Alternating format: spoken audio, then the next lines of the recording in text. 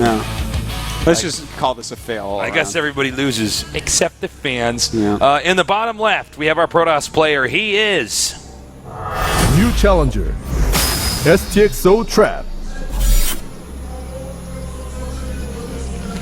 And in the bottom right, he needs to win the next 2 games. Our Zerg player is Master, LGIM KangHo. Wouldn't it be funny if one of these times I'm doing the intro, I'm like, he is, and then the card comes in, it just says, awesome.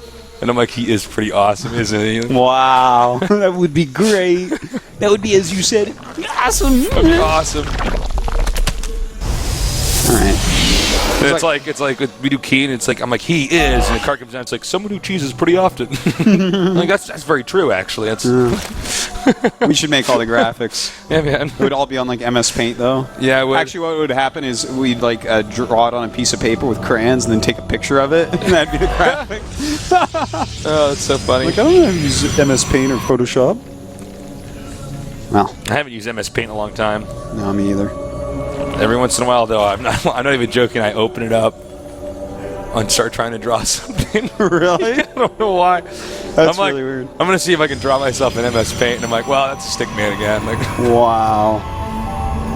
well, the thing is, I used to do this to my friends in college. I would open up MS Paint and like try to draw a picture of them, like basically making fun of them, making them do something stupid. Like, and then I just like go on to, I find a photo of him and I basically cut the photo out and then stick it on the stick man. Yeah. Yeah. That's so funny. Yeah, that's One of them would like burn the breakfast this morning. I'd be like, okay, and then like I go to MS Paint and just like draw a stick man like burning eggs, like like a little caption like I can't do anything right. And then like I just cut their face and stick it on there. I'm glad. And then I'd slip it under their door. Wow. Yeah, man. You really had. Or I'd stick it on the refrigerator for people to see. College wasn't a waste of money for you at all. No, man. You got a lot of things done. That's why I have a TV show. Yes. Makes That's why they perfect pay me sense. the big bucks. Mm-hmm. So we got actually Protoss going for a 1 base so far. Yeah, Gateway Expand, it looks Yeah. like. And This is growing in popularity, by the way. yeah, it's I think for this map it's a very, very good choice. Personally I go Gateway Expand on this map every single time. It just kind of lets you get your tech out a little bit quicker. Well, everything looks pretty standard so far.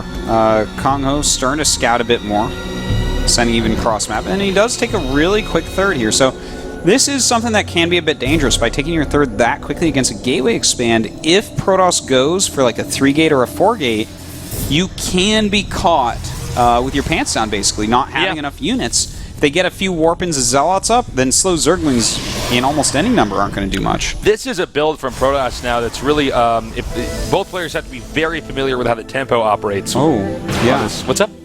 No, I'm pretty sure I know what this build is, because it's 2 Stalkers and a Zealot now on Mothership Core.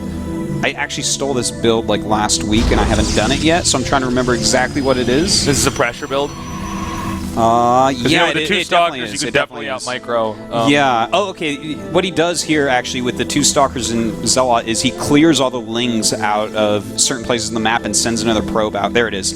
And then he's going to throw down a pile, and this is going to allow him to do a 3 Warp Gate rush against a very quick third base. And it's going to force a lot of lings out of KangHo before he has many drones. And the thing is, I think the trap will be able to kill the third. He used this, actually, I think in the round of 32.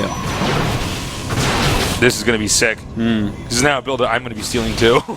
I'll take a picture of it and send it to you. Thanks, man.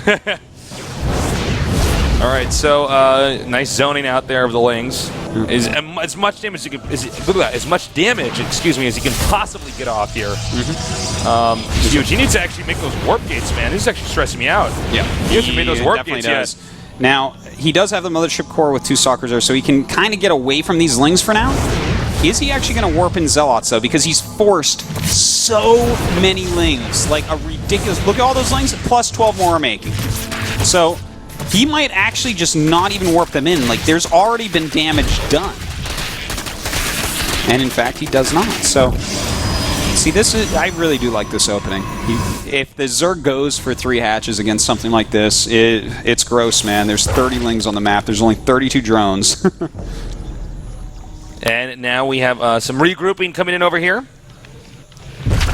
Too bad he couldn't get more damage up on there, or even a kill. But he handled that very well so far. Can we go back on this? Did he miss hotkey this? I think he's about to lose. Speed's Don't do this. Don't do it. Don't do it. Oh, no, he's going back. He is so lucky. He must be. Oh, my God. He is so lucky. If Speed was just a little bit quicker, he would have just... That's where you make a ring of force fields around your army and the lings brush up against it, and then they just die. Yeah. It goes away and they get surrounded. Yeah. And they die. Wow. Wow, Trap. Wow. Okay. Okay, I'm calm now. What's up, Faces? Not much, man. I'm just, this game is normalizing again. Both players are attacking.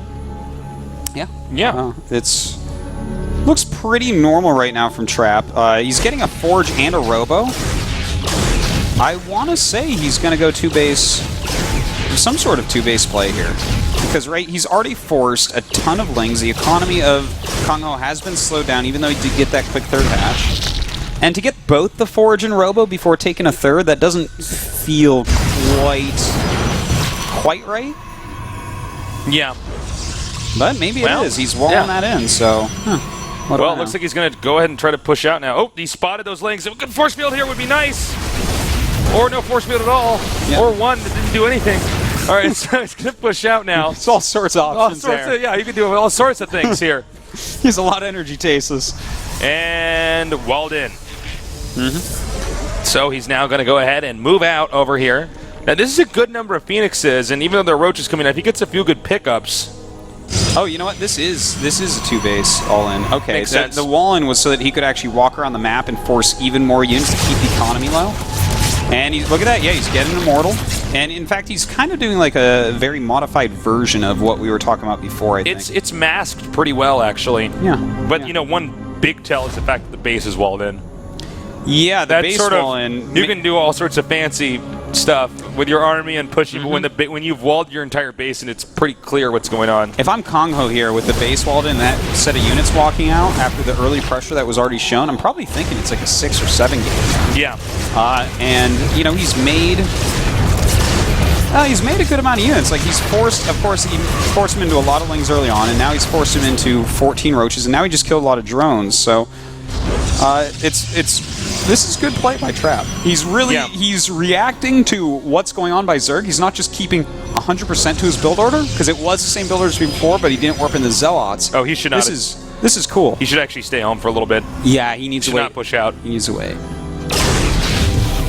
So these Phoenixes continuing to do a lot of damage too. Yeah, certainly are. And now moving out.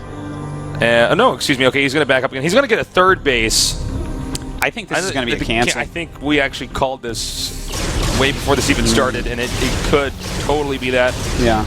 And because the way this is timed out, it just looks like it should be. We'll see, though. The Phoenixes might occupy more time on the bottom of the map as well to try to prevent scouting of exactly what's going on, but there is a possibility of just keep the third. If he's trying to prevent scouting, especially from the bottom, then maybe he is going to keep the third. We'll see. Oh, noes. Yeah. Oh, wow. Well, this is just really, really good. But yeah, you know what you're saying, Tasteless. He may end up keeping the third. Based upon all the damage he's already done, how many units he's already forced, there's a possibility there, but hold on. Oh my god, if he loses all these, that would be a huge deal, but it looks like get those sentries away. Really nice job there. That was pretty clutch by Trap. Yeah, he played very well. Yeah, and it looks like he is actually just going to keep that third. And I think after everything we just saw there, he had to use a lot of force fields. He lost some units. He killed off a decent amount of units, but he knows that he's forcing more units as well. Yeah. This is a good choice by Trap. This is really cool. Because I actually pretty strongly believe he's changed his mind on what he's doing at least 2 to 3 times so far.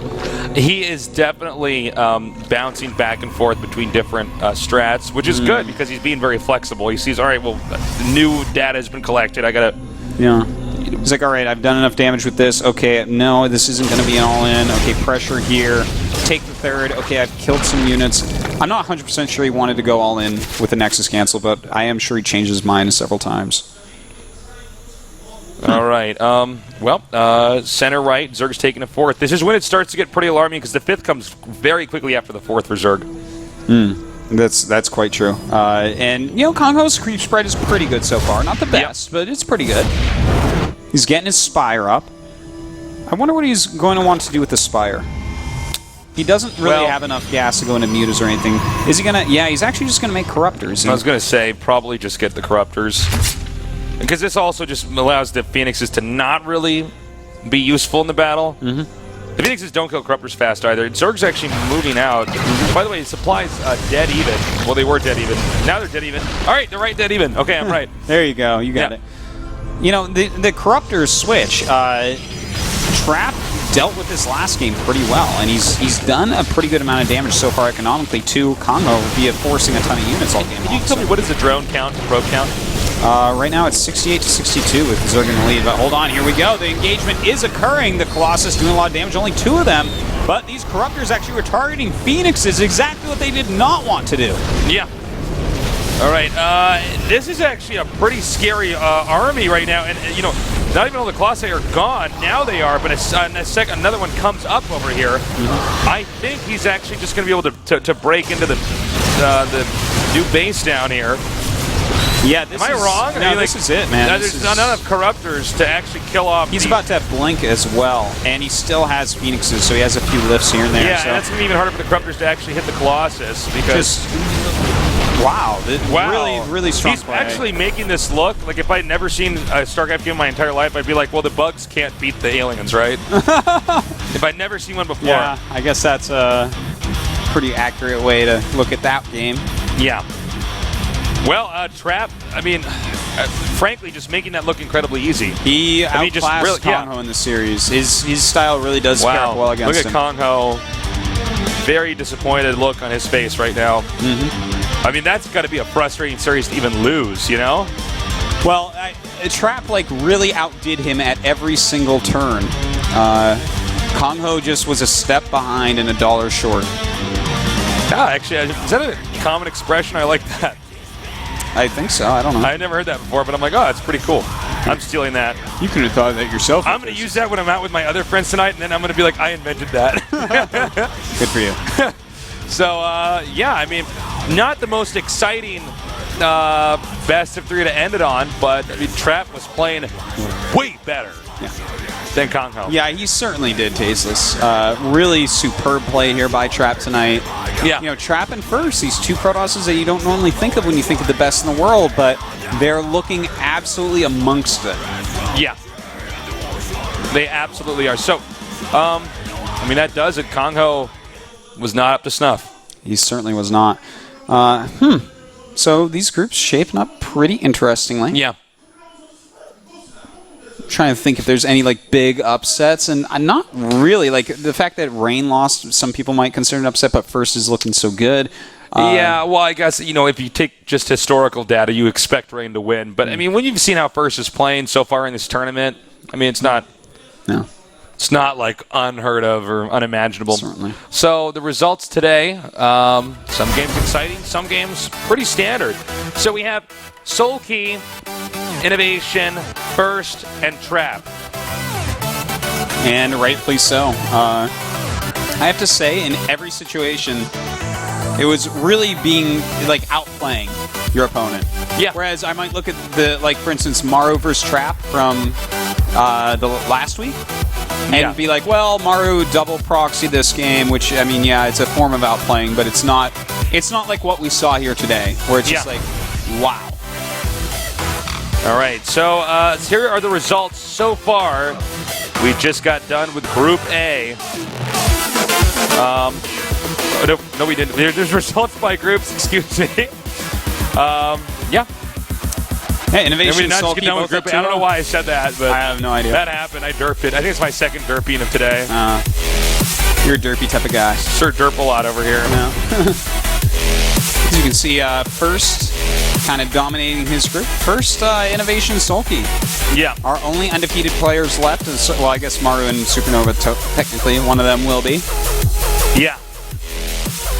It's interesting when we do these casts like this, you know, the way that we're handling every single group in one match there. So the next match, round of 16, day 4, Symbol versus Parting, Bomber versus Flash, Fantasy versus Hiva, and Maru versus Supernova.